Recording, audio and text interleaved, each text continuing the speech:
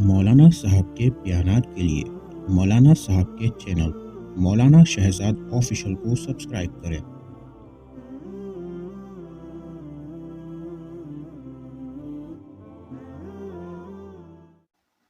آپ کے سامنے ایک مسئلہ پیش کرنے لگا ہوں، مسلمانوں کے سامنے اور اسی طریقے سے حکمرانوں کے سامنے، اور اسی طریقے سے جو اسمبلی کے اندر بیٹھے ہوئے ہمارے مسلمان بھائی یا بہنیں وغیرہ ہیں، ان سے بالخصوص آج گزارش کرنا چاہوں گا کہ یہ عجیب طرح کا یہ جو بل پاس ہوا ہے کہ جو ٹرانسجنڈر کے نام سے ہے، جس کو یوں سمجھو کہ ٹرانسجنڈر کا مطلب یہ ہے کہ جنسیت پرستی، یعنی جنسیت کو تبدیل کرنا۔ کوئی مرد ہے تو وہ عورت اپنے آپ کو ڈکلیئر کرے، اور اسی طریقے سے کوئی عورت ہے تو وہ اپنے آپ کو مرد شمار کرے۔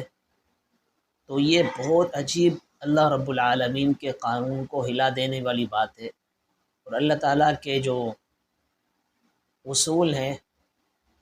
طے کردہ، ان تمام تر اصولوں کو توڑنے والی باتیں ہیں۔ عجیب یہ مسئلہ سامنے جب آیا، حالانکہ 2017 کے اندر اس بل کو پیش کیا گیا اور اسی وقت اس کو پاس بھی کر لیا گیا، ہونا یہ چاہیے تھا کہ اس بل کے خلاف اسمبلی کے اندر مسلمان جو ہمارے بہن بھائی تھے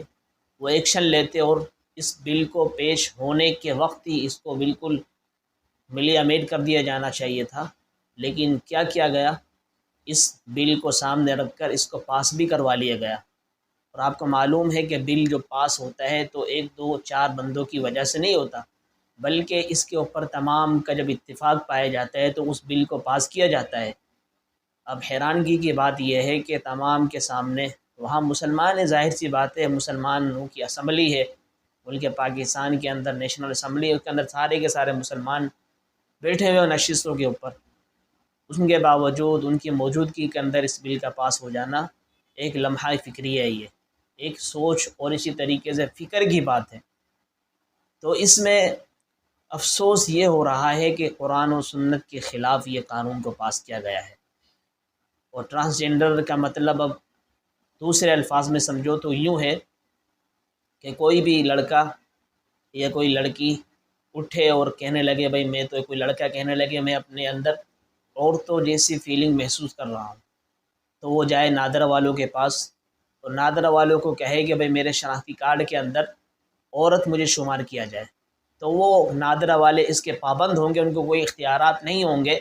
کہ بھئی ہم اس کو کیسے عورت شمار کریں۔ اسی طریقے سے عورت بھی اگر نادرہ میں جائے اور کہے کہ مجھے مرد شمار کیا جائے تو نادرہ اس کا پابند ہوگا۔ اب اندازہ لگائیں کس طرح اللہ کے قانون کو توڑا جا رہا ہے، خلق خدا کے اندر تبدیلی کی جا رہی ہے، اور یہ اس کی اجازت نہیں ہے۔ جب اس طرح ایک بندہ، ایک لڑکا اپنے آپ کو عورت شمار کر لے گا اور شناختی کارڈ کے اندر عورت لکھوا دے گا، تو اس کے بعد وہ ظاہر سی بات ہے وہ لڑکا ہونے کے باوجود لڑکیوں میں جا کے بیٹھے گا، اور وہاں جا کے کہ نعوذ باللہ غلط کام ہوں گے، غلط کاموں کا ارتکاب ہوگا، غلط کاموں کی ابتدا کر لے گا وہ شخص۔ اسی طریقے سے جو عورت ہے وہ اپنے آپ کو مرد شمار کر لے اور وہ مردوں میں جا کے نعوذ باللہ غلط کام شروع ہو جائیں گے۔ اب مطلب یہ ہوا اس کا کہ ایک مرد جو تھا وہ اپنے آپ کو نادرہ کی اجازت سے، مطلب اسمبلی کے اس بل کی اجازت سے، نادرہ والوں کے اختیارات کو ختم کرنے کے ساتھ اپنے آپ کو کیا کر لے، عورت شمار کر لے۔ اب جو وہ عورت شمار کرے گا تو وہ ایک جو مرد تھا، اللہ رب العالمین کی طرف سے اللہ نے اس کو مرد بنایا تھا، لیکن اس نے اپنے آپ کو عورت شمار کر لیا۔ اب وہ ایک عورت شمار کیا جائے گا، عورت کے بعد کسی عورت سے شادی کرے گا، اندازہ لگاؤ، اب کسی مرد سے شادی کرے گا وہ شخص۔ پہلے جو مرد تھا اس نے اپنے آپ کو عورت شمار کروا لیا، اب وہ عورت نادرہ کی صورت میں آ گیا ہمارے اس قانون کے مطابق، تو وہ کیا بن گیا بھائی، عورت۔ اب وہ عورت بن گئی تو اب کیا کرے گا، کسی مرد سے وہ شادی کرنے والا ہوگا جو اصل میں مرد ہی تھا۔ اب مرد مرد سے شادی کرنے کے بعد آگے کے معاملات کرے گا تو یہ کیا کہلائے گی بھائی، یہ وہی کام کہلائے گا جو حضرت لوط علیہ السلام کی قوم کے اندر پایا گیا تھا، لواطت جس کو کہتے ہیں، اغلام بازی کہتے ہیں، جس کی وجہ سے اللہ رب العالمین کے ان کے اوپر عذاب آیا تھا۔ لہٰذا اس بل کے اوپر نظر ثانی کرنی چاہیے اور اس بل کو بالکل ملی امیر کر دینا چاہیے، اور اس کی فرمائے کہ دھجیاں اڑا دینی چاہیے۔ یہ کوئی بل نہیں ہے، عجیب طرح کا بل پاس کیا گیا ہے، اس کو مسلمان بالکل ہی غلط طریقے سے دیکھتے ہیں، قرآن و سنت کے مخالف ہے یہ بل، لہٰذا اس بل کو بالکل ہی مسلمان تسلیم نہیں کرتے، اس لیے اہل حکمران کو نظر ثانی کرنی چاہیے اس بل کے اوپر، اور اس کو بالکل ہی مسلمانوں کے جو قرآن و سنت ہے اور اسی طریقے سے شریعت مطہرہ ہے اس کے مطابق جتنے بھی قانون بنے ان کے مطابق بننا چاہیے، اس کے علاوہ جو بھی قانون بنیں گے اس کو بھائی رد کرنا چاہیے، اور یہ وجہ اس کی خاص یہ ہے اس طرح کے جو بل پاس ہوئے ہیں اور ہوتے رہیں اور ہوتے رہیں گے اگر اس طرح، اگر علماء کرام اسمبلیوں میں نہیں ہوں گے، اگر علماء کرام 10 12 15 سیٹیں علماء کرام کی اسمبلی کے اندر ہوں تو انشاءاللہ العزیز ایسا بل تو کیا کوئی پیش ہی نہیں کر سکتے، کسی کے اندر ہمت ہی نہیں ہوگی،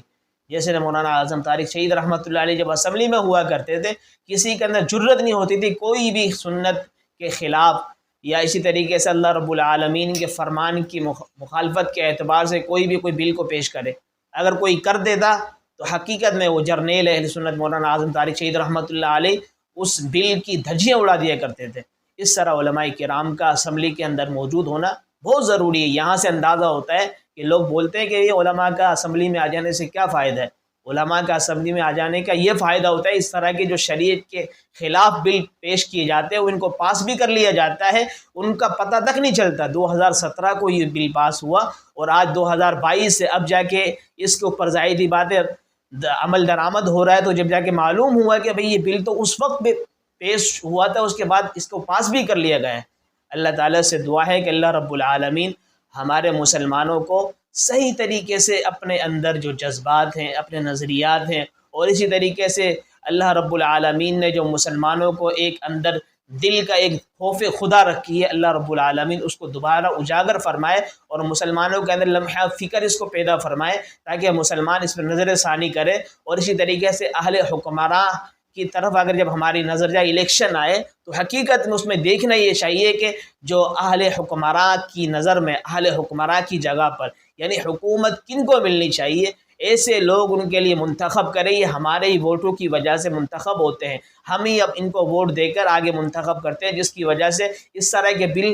پاس کیے جا رہے ہیں۔ اگر ہم اپنے ووٹوں کو اچھی طریقے سے فرمائے کاسٹ کریں گے اور اچھی جگہ پر اس کا انتخاب کریں گے اچھے لوگوں کے لیے علماء کے لیے اور اس طریقے سے جو اس دین کو سمجھتے ہیں اور اسی طریقے سے فرمائے قرآن و سنت کو سمجھتے ہیں ان کو جب سامنے لے کر آئیں گے تو انشاءاللہ العزیز قرآن و سنت کے مطابق فیصلے ہوں گے، پھر ہمارے اس حکومت کے اندر نہیں بلکہ اس ملک پاکستان کے اندر چین سکون اور راحت اور اطمینان ہوگا۔ اللہ تعالی ہم سب کو ان باتوں پر عمل کرنے کی توفیق عطا فرمائے۔ وما علینا الا البلاغ۔